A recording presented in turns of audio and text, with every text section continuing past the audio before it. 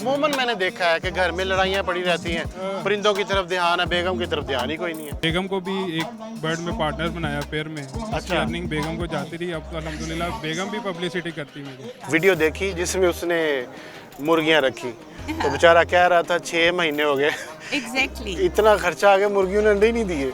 मेरे भी जब फर्स्ट ईयर नहीं आए थे ना, तो मैंने भी यही कहा था कि फ़ायदा। इमरान खान साहब को कि इस कारोबार में भी वो थोड़ा सा लोगों को कहें कि आपसे रब्ता करें।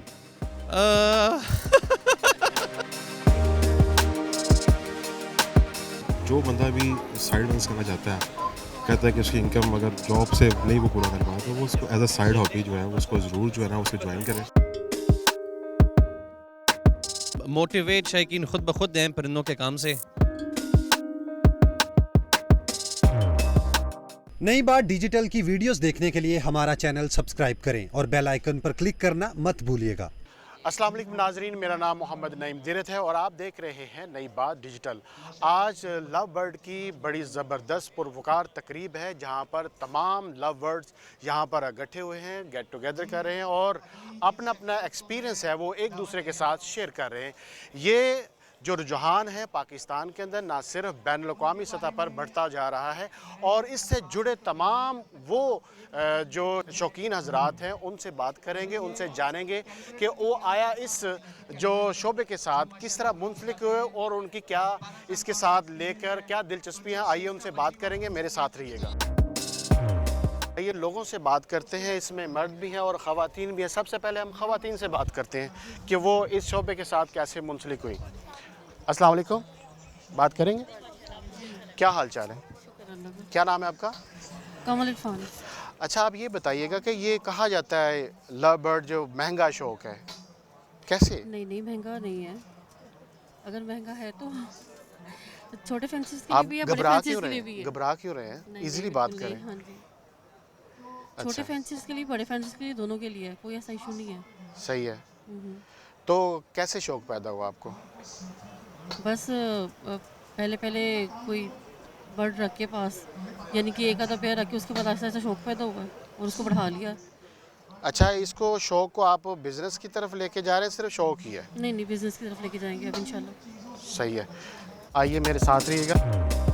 आप इमरान खान से इंस्पायर नहीं हैं? बहुत, ये नहीं कहूँगी। मैंने एक फेसबुक पे ना एक वीडियो देखी जिसमें उसने मुर्गियाँ रखी, तो बेचारा कह रहा था 6 महीने हो गए, एग्जैक्टली इतना खर्चा आ गया, मुर्गियों ने अंडे ही नहीं दिए। मेरे भी जब फर्स्ट ईयर नहीं आए थे ना, तो मैंने भी यही कहा था कि फ़ायदा।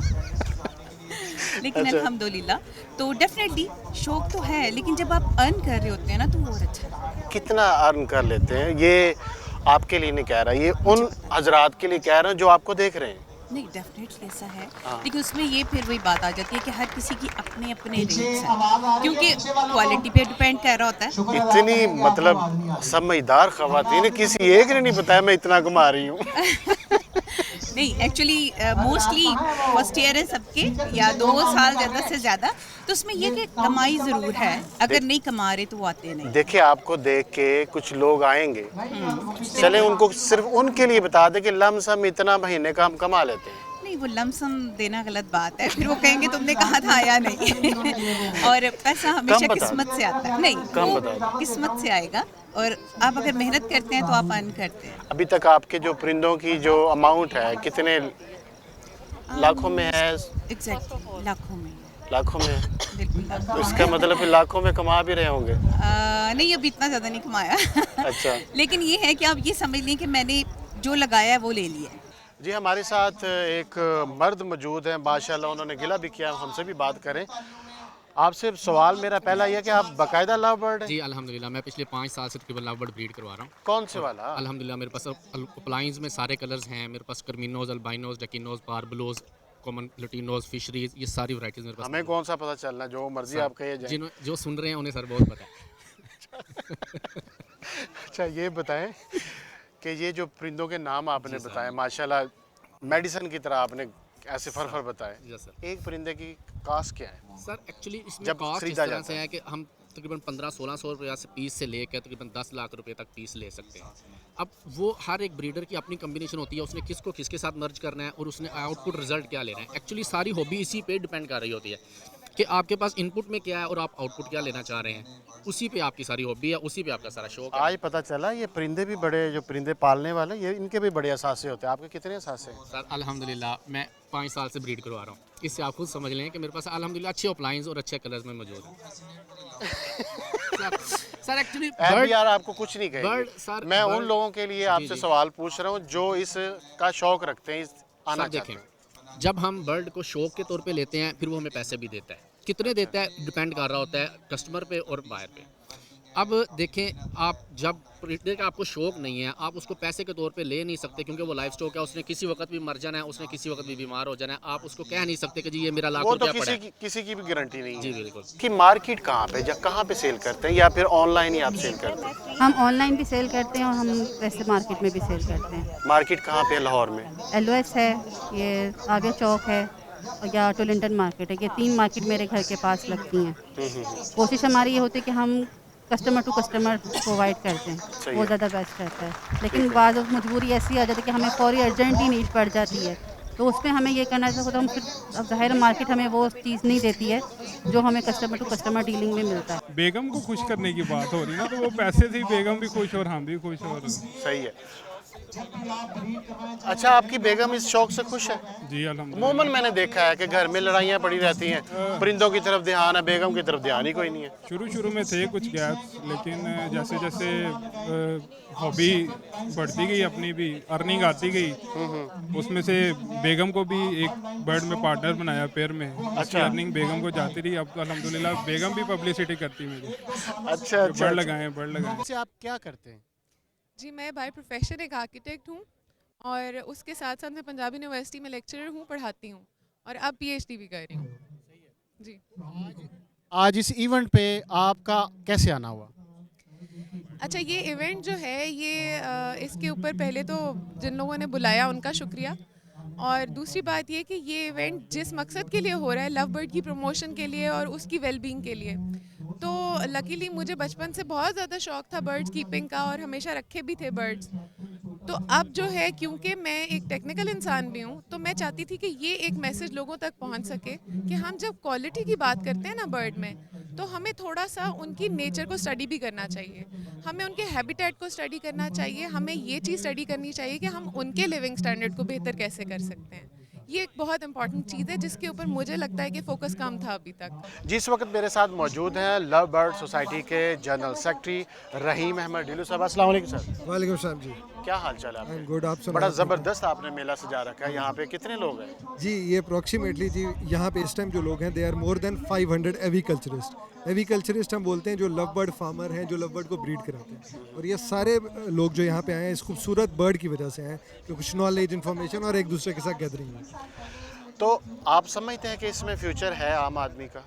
देखें, अगर आप नोट करें कि पहले कुछ अर्सा पहले लोगों को इस फील्ड का नहीं पता था, लेकिन अब हर फील्ड के लोग, हर प्रोफेशन के लोग, इधर दे आर डॉक्टर्स और बिजनेसमैन और ब्यूरोक्रेट्स, वो सब इस फील्ड के अंदर, और एक आम आदमी जो कि साइड बिजनेस करना चाहता है, एक स्टूडेंट और एक खातून जो घर में रह के कुछ करना चाहता है, तो इसका पाकिस्तान में बहुत ज़्यादा स्कोप है। अच्छा, तो आप अपने बारे में बताइएगा, आप इस फील्ड में कैसे आए? Interesting story. मैं जी बचपन से वैसे तो मुझे शौक है, लेकिन MBA करने के बाद, कुछ मल्टीनेशनल्स में काम करने के बाद बर्ड्स मेरे पास होते थे, तो मैंने ये फील किया कि इस फील्ड के अंदर जितना पोटेंशियल है वो मुझे किसी मल्टीनेशनल के साथ काम करके भी नहीं मिलेगा। तो मैं एज ए प्रोफेशन एविकल्चरिस्ट इसमें काम कर रहा हूँ और पिछले 7 सालों से कर रहा हूँ। आपने कब से ये शौक पा रखा है? अस्सलाम वालेकुम जी, मेरा नाम चौधरी उमैर है और मैं बाय प्रोफेशन जो अकाउंटेंट हूँ। उसके साथ साथ मेरी हॉबी है लव बर्ड को ब्रीड करना। मैं इस प्रोफेशन में तकरीबन कोई 3 साल से हूँ। 2019 से मैंने इसको स्टार्ट किया प्रॉपर, और बचपन से मुझे भी शौक था बर्ड्स को पालने का और बर्ड्स को ब्रीड करवाने का। और फिर मैंने देखा कि डिजिटल मीडिया पे, सोशल मीडिया पे कि यार इस पर तो बड़ी अर्निंग है और लोग बहुत कमा रहे हैं, ठीक है। तो जो बंदा भी साइड बिजनेस करना चाहता है, कहता है कि उसकी इनकम अगर जॉब से नहीं वो पूरा कर पाता, तो वो उसको एज अ साइड हॉबी जो है उसको ज़रूर जो है ना उसको ज्वाइन करें। आज यहाँ पे इस इवेंट में जो ये हज़ारों लोग जो आए हुए हैं वो इसलिए आए हुए हैं कि क्या लगाया जाए, कैसे किया जाए। यहाँ पे पाकिस्तान के और लाहौर के जो सीनियर ब्रीडर्स जो मौजूद हैं ठीक है, ये गाइड करने के लिए कि वो क्या करते हैं, कैसे करते हैं। मैं ये इवेंट ज्वाइन करने सिर्फ इस वजह से आया हूँ कि हम इस हॉबी को पॉजिटिवली प्रमोट करें। अब आ जाते हैं आपके क्वेश्चन की तरफ। क्वेश्चन आपका ये है कि बर्ड कीपिंग में सबसे इम्पोर्टेंट जो बात है वो बर्ड्स की हाइजीन और बर्ड रूम की हाइजीन है। उसको आप अगर मेंटेन कर लेंगे, अच्छे से रखेंगे, तो ना तो आपका बर्ड बीमार होगा और अच्छी ब्रीड करेगा। मोस्ट ऑफ़ द टाइम हम जो हैं सुस्ती कर जाते हैं बर्ड की हाइजीन के हवाले से, बर्ड रूम की सफाई के हवाले से। वो मोस्ट इम्पोर्टेंट है। कम से कम हफ्ते में एक दफ़ा आप अपनी ट्रेज साफ़ करें और 15 दिन में उसको धोएं, डिसइंफेक्ट करें, अपने बर्ड रूम को डिसइंफेक्ट करें। देखिए, ये हॉबी जो है वो वेरी क्लोज टू नेचर है। और जब आपका स्पोर्ट्स का एक टाइम होता है, ऑब्वियसली जब आप यंग होते हैं, यूथफुल होते हैं, एनर्जी होती है, खेल सकते हैं, उसके बाद आप ऑब्वियसली अपनी वो एनर्जी लेवल्स वो नहीं होते हैं। और सेकेंडली उम्र के साथ साथ आहिस्ता आहिस्ता you are more towards God and nature. तो मैं ये समझती हूँ कि अब थोड़ा ज़िंदगी में फुर्सत भी है। और बेटी की शादी के बाद मैं बहुत ही लोनली फील करती थी, तो बर्ड्स एक दो से स्टार्ट लिया, लेकिन इतना अच्छा ये एक हॉबी है कि जो घर में बुज़ुर्ग हैं उनका भी बहुत अच्छा, हमारा तो अच्छा गुजरता है, उनका हमसे अच्छा वक्त गुजरता है कि उनको थोड़ी सी मसरूफियत मिल गई है। और दूसरा ये क्योंकि हॉबी इस किस्म की है कि आप जब नेचर को स्टडी करते हैं तो आप खुदा से बहुत ज़्यादा करीब महसूस करते हैं।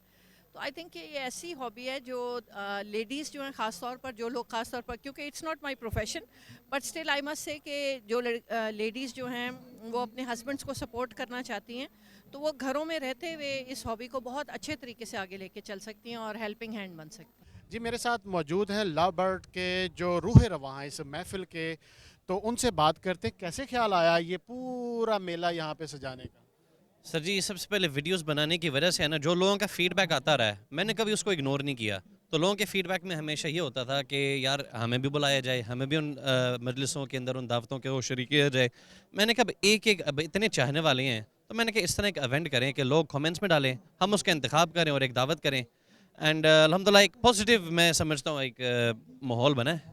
लास्ट टाइम एक वीडियो आई थी मेरे सामने, तो आपने कहा था अब ये बाजी जो है ना अब खेल लेंगे जाके कराची में। जी, वो इंशाल्लाह हमने 26 मार्च को करना, वो अलग है, वो कुरानंदाजी है। कुरानंदाजियों का मुहिम वो एक अलग चलता जाएगा, ये दावतों का एक सिलसिला अलग।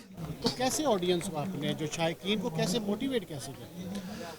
सर देखें, मोटिवेट शायकीन खुद ब खुद हैं परिंदों के काम से। एंड मैं समझता हूँ जो इससे इनकम जनरेट होता है ना, वो सबसे बड़ी मोटिवेशन है, क्योंकि एक बंदा बाइज़्ज़त तरीके से घर में रहकर अगर कमा रहा है, उससे बढ़कर कोई मोटिवेशन नहीं एक इंसान के लिए कि आप किसी के मुलाजिम नहीं हैं, खुद मुख्तार हैं, कमा रहे हैं, तो एक मोटिवेशन ही है। जी, तो नाजरीन, आज हमने आपके सामने लव बर्ड जितने भी शायकीन थे उनको आपके सामने उनकी स्टोरीज़ को रखा, लेकिन आज नवीद शेख साहब ने लव बर्ड शायकीन के लिए एक खुशखबरी सुना दी है। वो ये है कि जितने भी शायकीन इनके साथ जुड़े हुए हैं उनके लिए एक डायरेक्टरी का जो है वो अरेंज किया जा रहा है, जिसमें उनके नाम और नंबर्स वो दर्ज किए जाएंगे, ताकि वो एक बाकायदा तरीके से एक तंजीम के ज़रिए एक दूसरे के साथ लिंक होंगे और अपने अपने एक्सपीरियंसेस शेयर कर सकेंगे। एक नए प्रोग्राम के साथ आपकी खिदमत में दोबारा हाज़िर होंगे, तब तक नईम दीद को इजाज़त दीजिएगा। अल्लाह निगहबान।